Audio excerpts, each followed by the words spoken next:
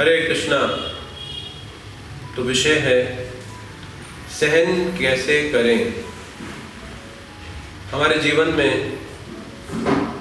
बहुत सारी ऐसी परिस्थितियां हमारे ऊपर लाकर डाल दी जाती हैं, थोप दी जाती हैं, जो हम चाहते नहीं हमारे साथ हो, उसका हमें सामना करना पड़ता है। और बार बार रहकर ये प्रश्न आता है कि ये व्यक्ति मेरे जीवन में क्यों है,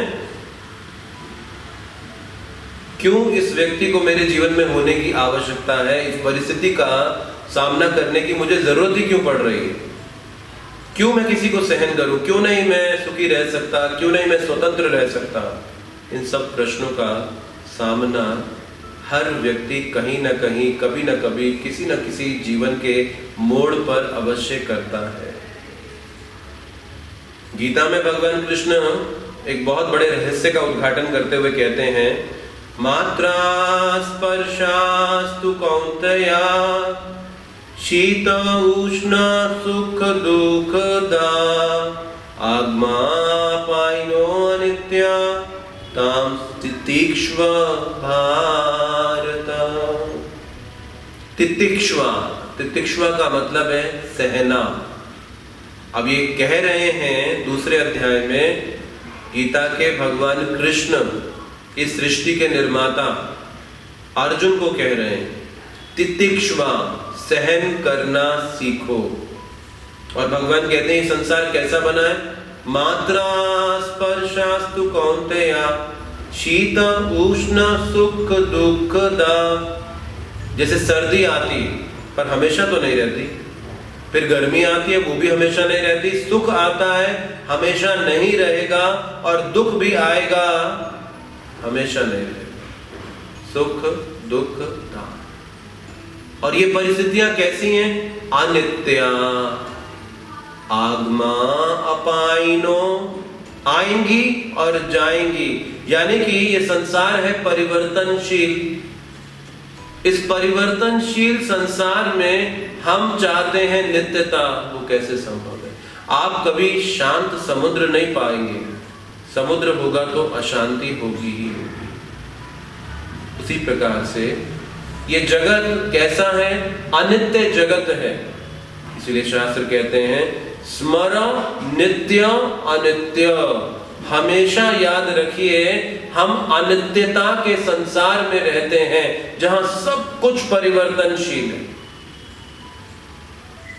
अब ऐसी अनित्यता के मध्य में सहना तो पड़ेगा। एक है सहना और एक है प्रभाव ना पड़ना। और वो तब होगा, जैसे मानिए कि अगर आपका पेट भरा है, आपने भर पेट खाया है, अब आपके सामने आपकी पसंद का कोई व्यंजन लाकर रख दिया जाए, कितनी इच्छा होगी अब खाने की, शायद नहीं। उसी प्रकार से जब हृदय संतुष्ट होना, तो बाहर से अब कोई भी कठिनाई आ जाए जीवन में, उतार आए चढ़ाव आए, कैसी भी समस्या क्यों ना आ जाए, अब प्रभाव नहीं पड़ता जी।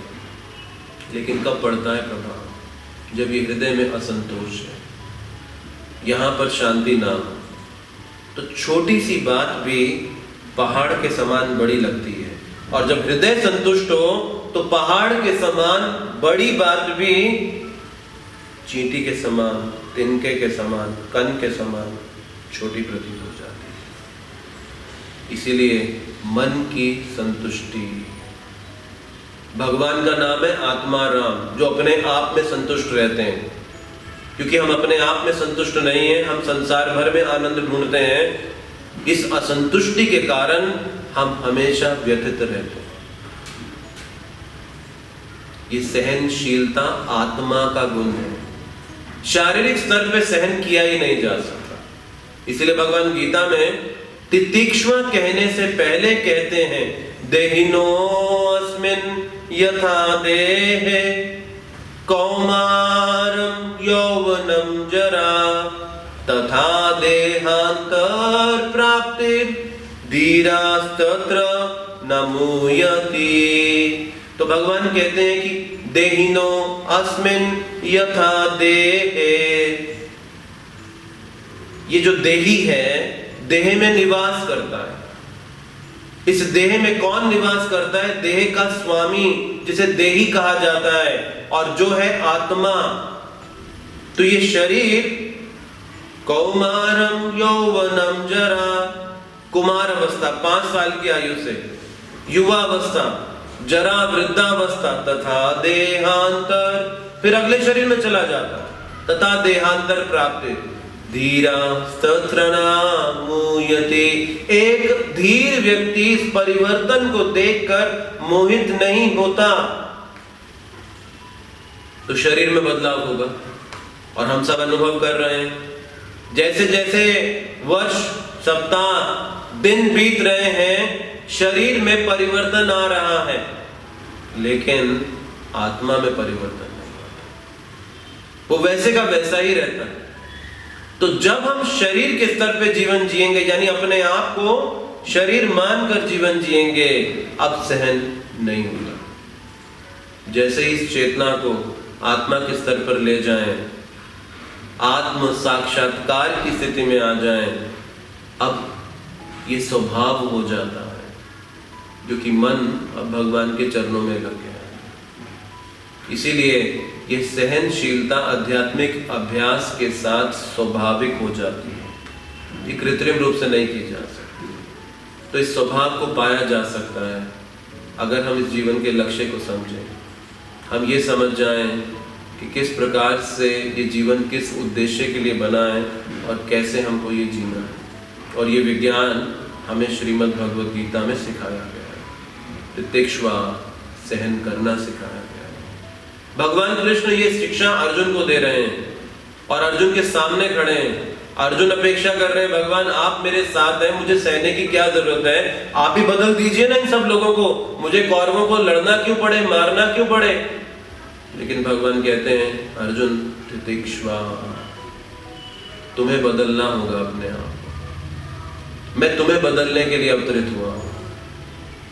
मैं तुम्हारे बदलने की बात कर रहा हूं, इनके बदलने की बात नहीं कर रहा हूं। तो इसीलिए हम अगर अपने आप को अंदर से बदल लें तो ये सारा संसार बदला हुआ नजर आता है। जिस रंग का चश्मा लगाए उसी रंग का जगत नजर आता है कि नहीं? वैसा ही अगर अंदर से अपने आप को बदल डालें तो बाहर से तो परिवर्तन स्पष्ट नजर आएगा ही आएगा। और अंदर से परिवर्तन है ये आत्म साक्षात्कार का परिवर्तन। तो इसीलिए भगवद गीता उस आत्म साक्षात्कार का परिचय नहीं देती, साथ ही साथ उसको जीना कैसे ये भी सिखाती है। और इस विशेष कलयुग में हरे कृष्ण महामंत्र के जप से और इस गीता की शिक्षाओं के माध्यम से बहुत आसान हो जाता है।